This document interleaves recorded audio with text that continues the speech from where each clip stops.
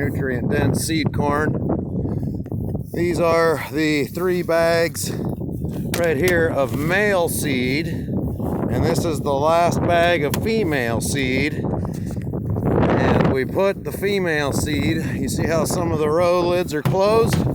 No seed in there because that's where the male goes. That's how it cross-pollinates. I had a couple people comment and ask me to make a video showing how you fill a seed corn planter. Well, you know, the wind's blowing and I'm busy today. But this is what the seed corn looks like. You know, it was replicated as an inbred last year. I mean, big kernels, heavy, dense test weight, very heavy bags. And you know, you can see, look, male row. So you got to know what you're doing. It's a 4-1-6-1 or 4-1-4-1 pattern. So you'll have 3 rows of female, 1 row of male, 4 rows of female, 1 row of male, 3 rows of female, and so on and so forth across the field. And that's what pollinates the female corn that you detassel. Now, we're going to set you right here for a second because I got to throw a bag up on top of my step, and we'll be just right back.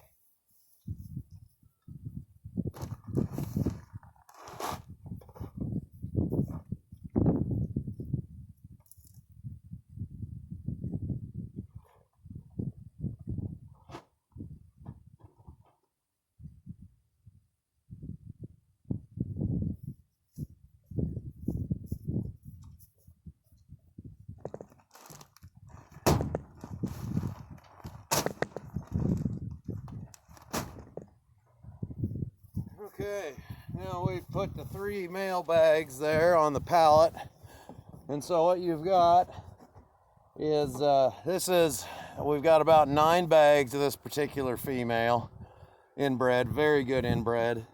I've been growing it for a few years and really increasing the density of it every year as an inbred.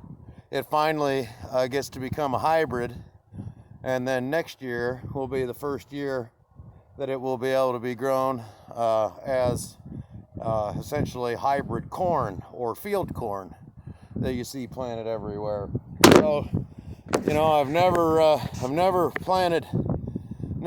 thrown the wrong bag in the wrong box, because there's all these different numbers and they got all these XJZ, XJY, QMLW, CBLL, BT, GT. I mean, there's so many different trait stacks that you really got to keep your head straight when you're out planting seed corn. That's one of the reasons I do a lot of my own plot increase seed corn planting.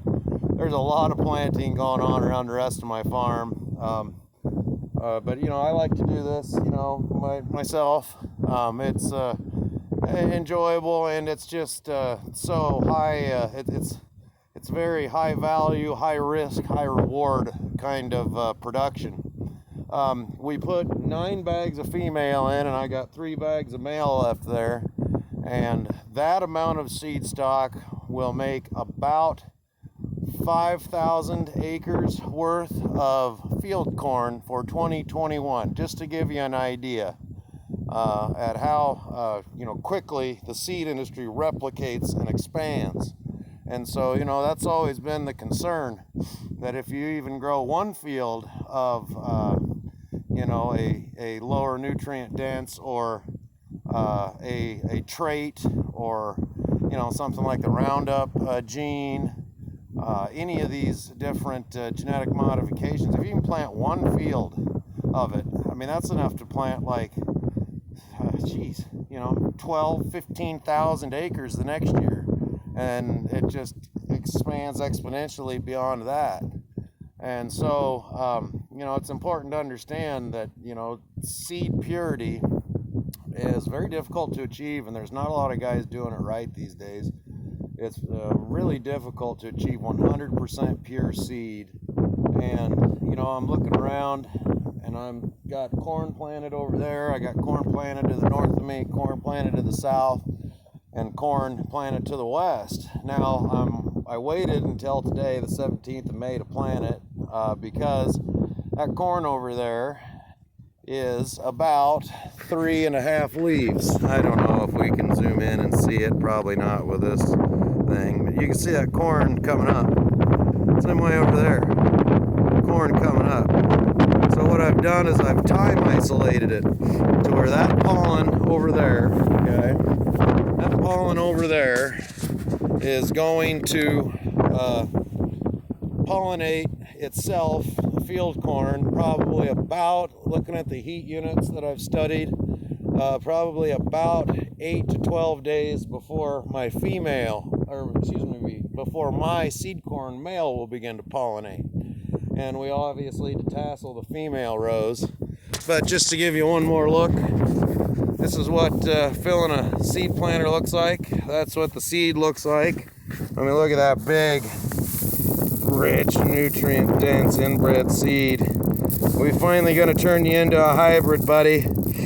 And you're going to bring about 20-30% of the nutrient density back into our identity preserved specialty markets. See, that's the whole key to this thing. We can't just take our crop and commingle it with everybody else's in the United States. We have to keep it separate and identity preserved and delivered direct to end user markets, providing quality for 100+ years here at Lauber Seed Farms. Now, I got to get back to work and go see if I can make this planter work. Look at that. I mean, that's nice. Had that completely rebuilt this winter. That's a nice looking row unit. You farmers will appreciate that. It's an updated row unit. It says XP on it, but updated about 3 years ago. So anyway, guys, I'm going to finish topping this planter off, putting a little bit of mycorrhiza fungi in there. Myco seed treat. If you guys are not familiar with this stuff, it is essentially a dry planter box mix of pure mycorrhiza fungi. That's what that is mycorrhiza fungi right there.